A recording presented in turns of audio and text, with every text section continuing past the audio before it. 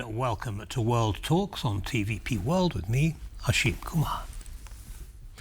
As EU leaders meet in Brussels to discuss Ukraine, Gaza and Europe's defence readiness, President Zelensky has welcomed the 19th sanctions package and declared Kyiv's readiness for an immediate ceasefire, provided Russia halts its attacks. The European Council also debated using 140 billion euros in frozen Russian assets as loan guarantees for Ukraine, while Belgium and others voiced legal concerns. Leaders also endorsed the first phase of President Trump's Gaza peace plan, calling for sustained humanitarian aid and a lasting ceasefire. Joining me is Tomasz Zając Analyst at the Polish Institute of International Affairs. Tomasz, welcome to TVP World and thank you for taking the time.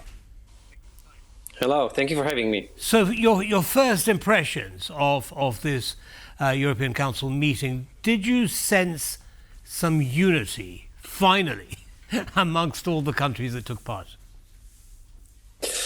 Actually, yeah, I think it was a pretty decent, I would say, European summit. Well, as for unity, I think we have a status quo actually since 2022. Clearly, we have some outliers like Hungary and Slovakia, but this is something that it's not very surprising for, most of the actors. So yeah, actually, funny thing maybe regarding the unanimity or unity that you've mentioned is that if you look at the conclusions from the European summit, actually they are now separated into two different parts, and one is like on Ukraine, and it's supported by 26 member states without Hungary, and then you have the rest of the conclusions that is supported by all of the member states. So I think it kind of shows actually where we're at. If we're talking about the unity in the European Union. Yeah, you mentioned Hungary. Viktor Orbán sat out when this vote was being taken. What does that tell you? Again, I think it's not very surprising for anyone who is looking at those things. Obviously, this reminds us, the famous walkout of the European summit when the start of the EU accession for Ukraine was settled. That's something that I think might start to be something of a tradition for Viktor Orbán, because he doesn't want to put his face, on this kind of events. But again, everybody knows Viktor Orbán's stance regarding Ukraine, and European Union, I think, in a way, learned how to work around this position. So it's just a given, Everybody knows what Viktor Orbán is about, what he needs, what he wants to achieve actually through those kind of actions. No surprises there. There was this, I think, brief discussion in media regarding, how the European. How the countries that wants to be part of the European Union might, for instance, be part of the European Union but without voting rights, something that is, pretty well known, I think, among experts. But this is one of the measures that is, I think, devised as to exactly work around this, the Viktor Orbán positions regarding, for instance, the EU's enlargement. Right, yes. Well, I mean, yes, we all do know Viktor Orbán's position regarding Ukraine, but I suppose we should be grateful that he didn't vote against the motions that the Council decided upon. Let's talk about the 19th round of sanctions. How effective are they going to be in terms of restricting Russia's ability to prosecute this war? I think it's a pretty strong package regarding sanctions. So it's the 19th. So obviously a lot has been done, and I think what is crucial right now is how to make them consistent, how to exactly how to try to find tools for the Russia not to circumvent sanctions. But I think the biggest issue here is the ban of the liquefied gas coming from Russia. I think it's a huge deal. Same thing for the for another ships added to this so-called shadow fleet.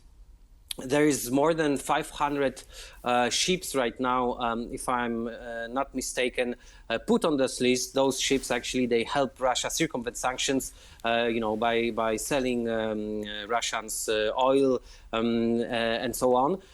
So I think those two measures actually, they're really pretty strong, and it wasn't easy actually to convince especially Slovakia. So also the fact that one of the biggest achievements of the of the summit is something that was settled just before the summit, and Slovakia decided to support the sanctions because let's not forget that there's a need for unanimity every 6 months actually for all the sanctions to work. So every 6 months, all the member states have to agree on the measures taken so far and add the new ones. So the thing is the fact that European Union managed to convince Slovakia, and actually the price, to be perfectly honest, wasn't that high in my opinion, because it's just some lines, some sentences in the conclusions from the summit regarding the price of energy. Also apparently other member states actually convinced Slovakia that the European Union will be doing some things regarding exactly that, so the price of the energy in the European Union. And apparently that was like the main thing that convinced Robert Fico. Yeah, but it's not just the price. It's not just the price, Tomasz. Of course. It's the availability of energy sources. So liquefied natural gas, you mentioned already, but also the oil and gas that Slovakia and Hungary are receiving directly from Russia. I mean, those are under threat as well. So the question is not only about the price of energy in the region, but also the availability of fuel for those two countries to actually operate. What's the workaround to that? So, in my opinion, so the first question I would ask is like, what's the trade-off? Because okay, maybe cheap energy, in short term, this is something beneficial for Slovakia and Hungary. But what they are doing actually is they're financing the war against Ukraine, and so one has to be blind not to see that we're next in the line.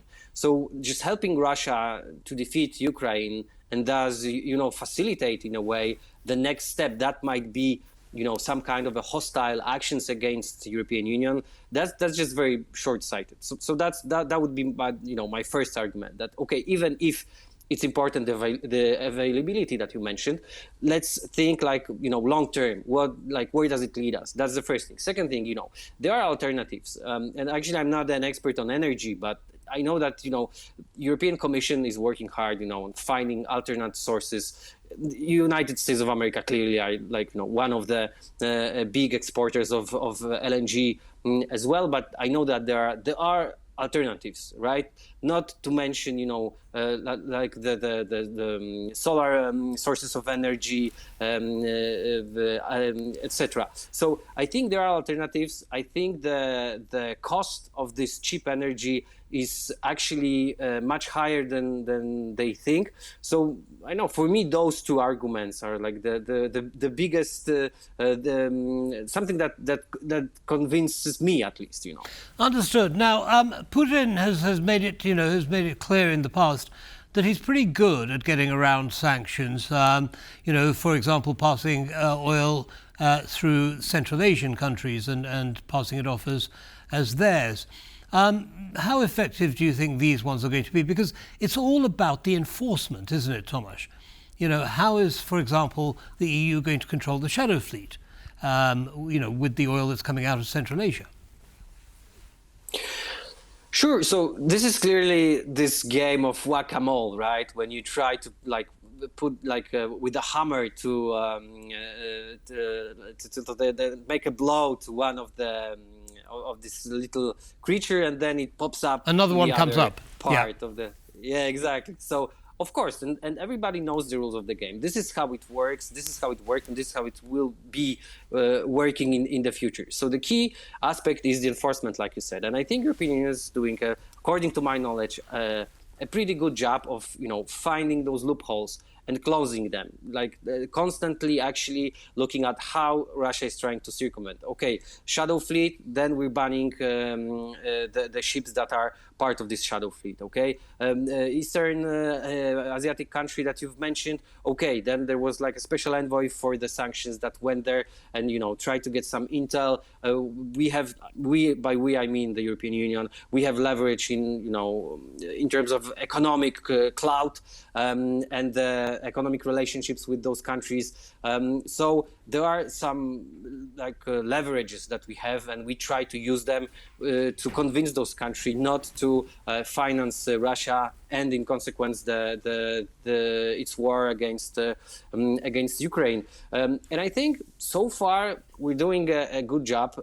I think what is important here also is the role of the United States of America. Actually, I think they have this better intelligence regarding the entities that try to circumvent countries. So, and I think it is important to mention actually that 19th package of sanctions that was approved by the Council recently is accompanied in a sense by the sanctions from United States. Right. So I think there's certainly a big step forward. Unfortunately, we're going to have to end it there. The clock has beaten us, Tomasz, but as always, thank you for coming along and sharing your analysis with our audience. Have a good evening. Thank you. You too. Thank you. And that brings us to the end of this episode of World Talks, but don't go away. News coming right up.